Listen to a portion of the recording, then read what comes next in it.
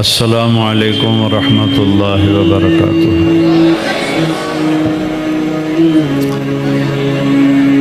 بسم اللہ الرحمن الرحیم، والصلاة والسلام علی رسولہ الکریم وعلی آلہ واصحابہ اجمعین، اما بعد۔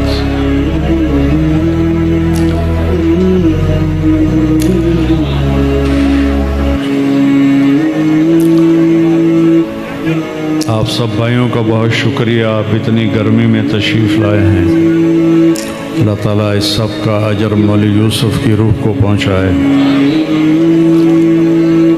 جب اس کا انتقال ہوا تو میں پاکستان میں نہیں تھا، پاکستان سے باہر تھا،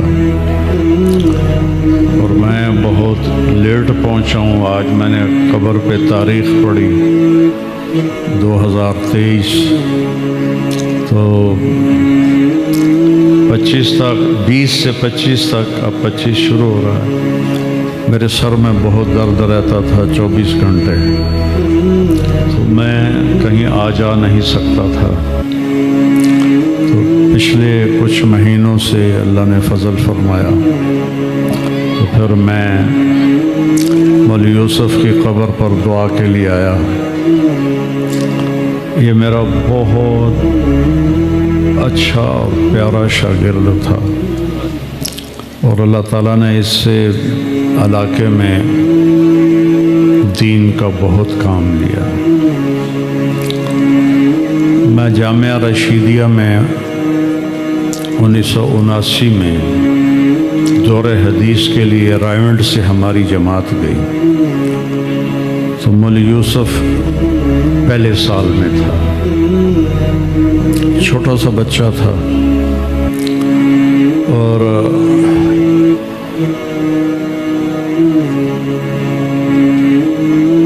مدرسے میں تبلیغ کا ماحول کوئی نہیں تھا۔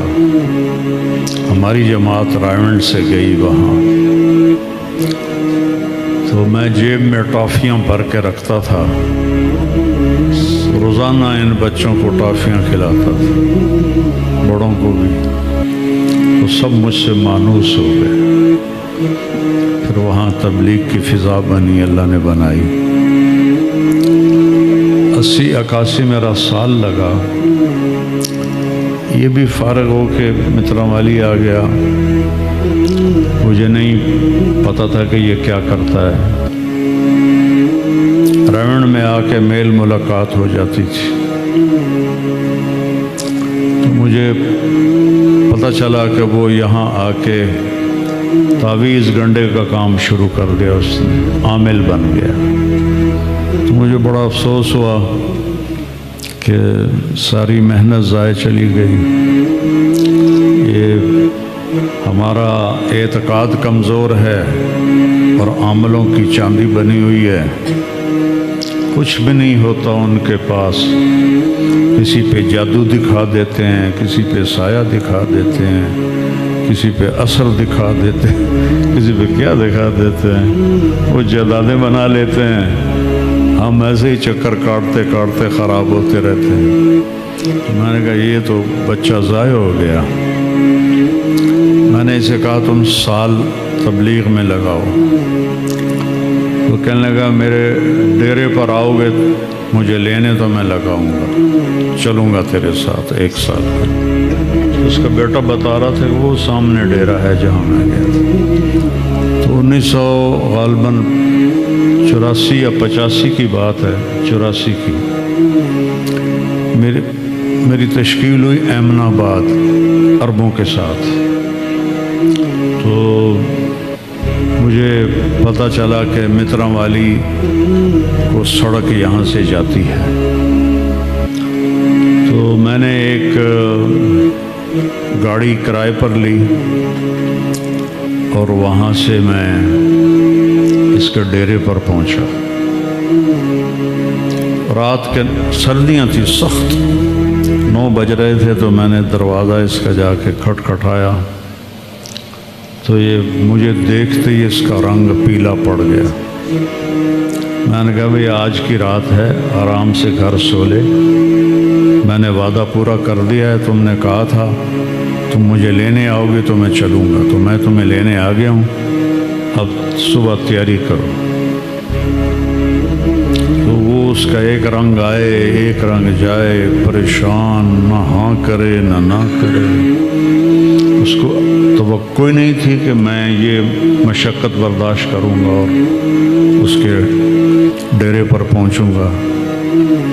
تو رات ان کی مسجد تھی جس میں نہ دروازہ نہ کھڑکی, ساری رات سردی میں ٹھٹھرتے رہے, اور کبھی نیند آئے کبھی سردی سے آنکھ کھل جائے.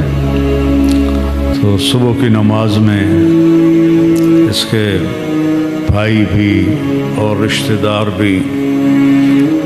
تو میں نے کہا بھائی میں اس کو لینے کے لیے آیا ہوں سال کے لیے. وہ کہنے لگے جی ابھی تو ہمارے پاس پیسے ہی کوئی نہیں ہے, کیسے بھیجیں؟ میں کہا تھوڑے سے دے دو, سفر شروع کر لے گا, بعد میں بھیجتے رہنا.